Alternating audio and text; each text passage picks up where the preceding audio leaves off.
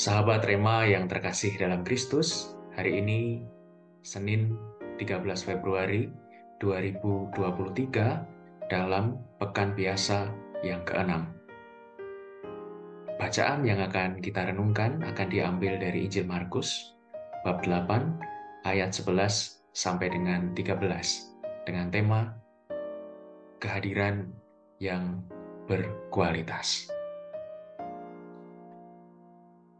Bacaan Injil yang kita dengarkan sangat menarik, karena ada kelompok orang Farisi yang melihat Yesus, segala mukjizatnya, segala ajarannya yang luar biasa, tetapi masih saja menuntut tanda, masih saja mencobai Kristus.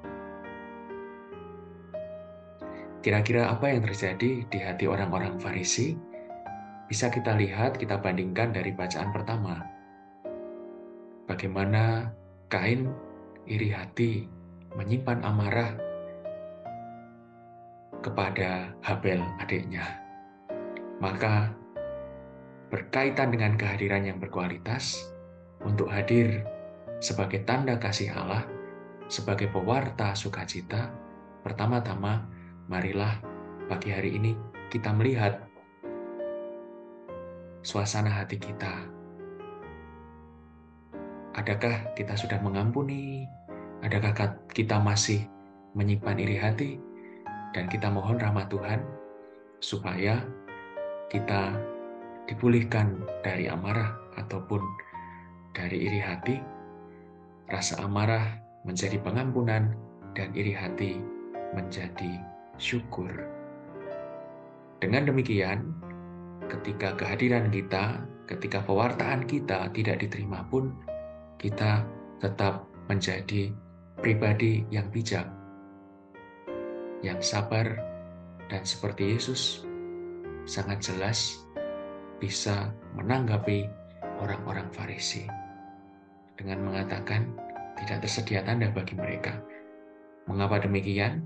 Karena sebenarnya ini adalah kalimat paradoksal, karena sebenarnya tanda sudah dihadirkan, tapi mereka tidak menangkap. Maka bagi kita, para pewarta, yang penting pertama-tama adalah kehendak kita untuk bersyukur, kehendak kita untuk menjadi tanda kehadiran Tuhan bagi sesama. Diterima atau tidak, tentu saja kita percaya apa yang keluar dari mulut Allah, kebaikan kasih Allah yang sudah kita bagikan tidak akan sia-sia. Tetapi marilah kita menunggu waktunya Tuhan. Biarlah sabda Tuhan yang berkarya pertama-tama membentuk kita,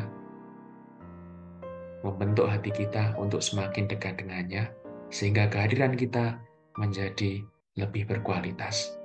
Pewartaan kita lebih berbicara, karena kita mempunyai disposisi batin yang bersyukur, bersukacita, sehingga perbuatan kita, kehidupan kita semakin hari juga semakin baik.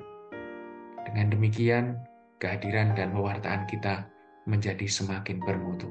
Dan dengan demikian, semakin besar pula kemungkinan bahwa semakin banyak orang berkat kesaksian kita merasakan kasih Allah, dan mereka pun sungguh-sungguh semakin dekat pada Allah.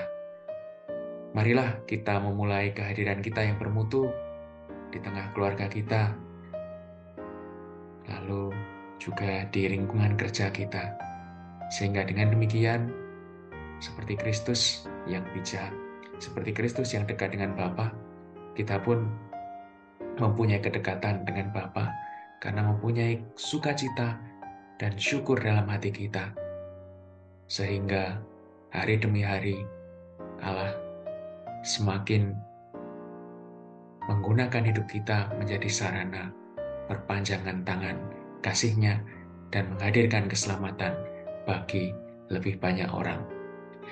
Maka semoga keluarga, karya, komunitas, studi, dan niat-niat baik kita sepanjang hari ini senantiasa dibimbing, dilindungi, dan diberkati oleh Allah yang penuh kasih, Bapa dan Putra dan Roh Kudus. Amin. Keluarga kudus, doakanlah kami. Amin.